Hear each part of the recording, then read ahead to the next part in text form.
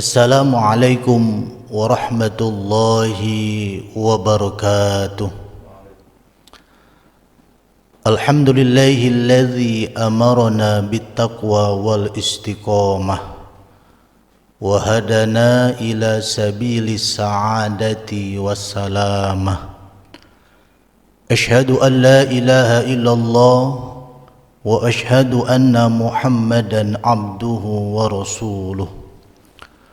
Allahumma salli wa sallim ala Sayyidina Muhammad wa ala alihi Sayyidina Muhammad, amma ba'du.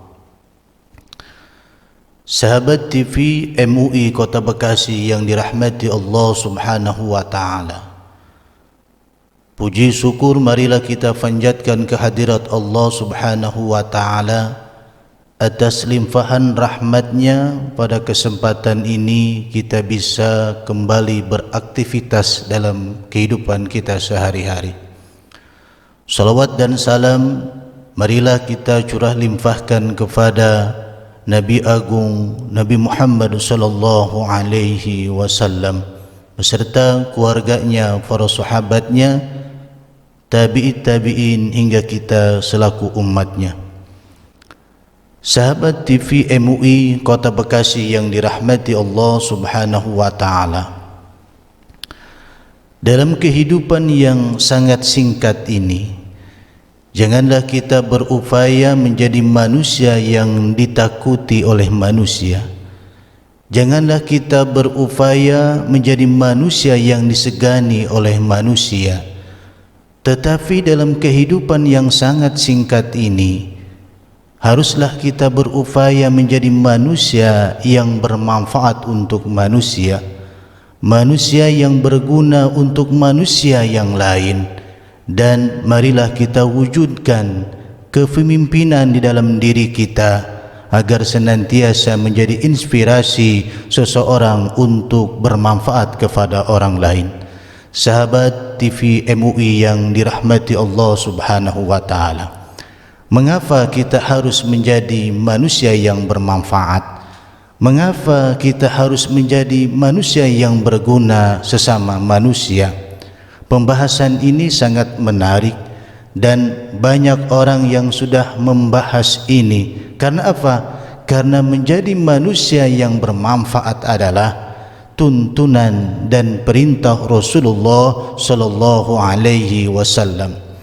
Sebagaimana Rasulullah sallallahu alaihi wasallam bersabda dalam sebuah hadis, khairun nas anfa'uhum linnas. Sebaik-baik manusia adalah manusia yang bermanfaat untuk manusia yang lain. Oleh karena itu, sebagai seorang muslim yang baik, haruslah senantiasa kita mampu berbuat baik kepada manusia. Haruslah kita mampu berbuat baik kepada sesama kita. Haruslah kita menjadi manusia yang bermanfaat untuk manusia yang lain. Karena ketika kita berbuat baik kepada sesama manusia, pada hakikatnya kita berbuat baik kepada diri kita sendiri. Allah Subhanahu wa Ta'ala berfirman di dalam Al-Quran, in ahsantum ahsantum li anfusikum. Jika kamu berbuat baik, sesungguhnya kamu telah berbuat baik untuk diri kamu sekalian. Sahabat TV MUI yang dirahmati Allah Subhanahu wa Ta'ala, dan di antara tanda-tanda orang yang bermanfaat untuk manusia yang lain adalah, yang pertama, dia mencintai saudaranya seperti mencintai dirinya sendiri. Ketika saudaranya dalam keadaan kesusahan, maka diri dan kolbunya merasa prihatin dan merasa sedih karena saudaranya ditimpa musibah dan kesusahan. Tapi sebaliknya, ketika saudaranya itu diberikan anugerah kenikmatan oleh Allah Subhanahu wa Ta'ala, dia pun merasa berbahagia dan bersyukur kepada Allah, karena di dalam kolbunya tidak ada sifat tercela, tidak ada sifat hasud, tidak ada sifat-sifat yang jelek. karena dia mencintai saudaranya sama mencintai seperti dia mencintai dirinya sendiri.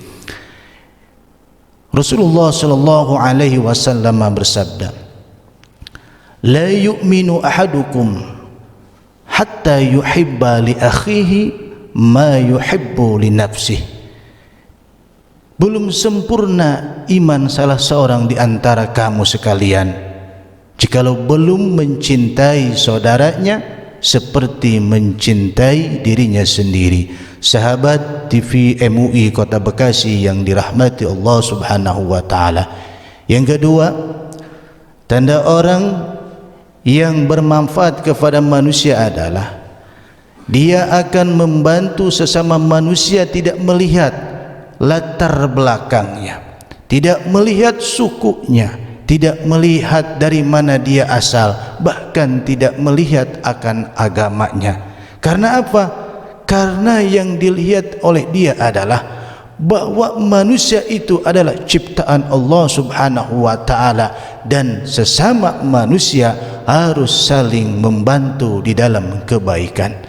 Jikalau dia diamanahi oleh ilmu oleh Allah Subhanahu wa taala, pengetahuan oleh Allah Subhanahu wa taala, maka dia akan membantu manusia yang lainnya dengan ilmu pengetahuannya, karena dia tahu bahwa ilmu yang dititipi kepadanya oleh Allah Subhanahu wa taala adalah untuk digunakan sebaik-baiknya untuk kemaslahatan umat manusia.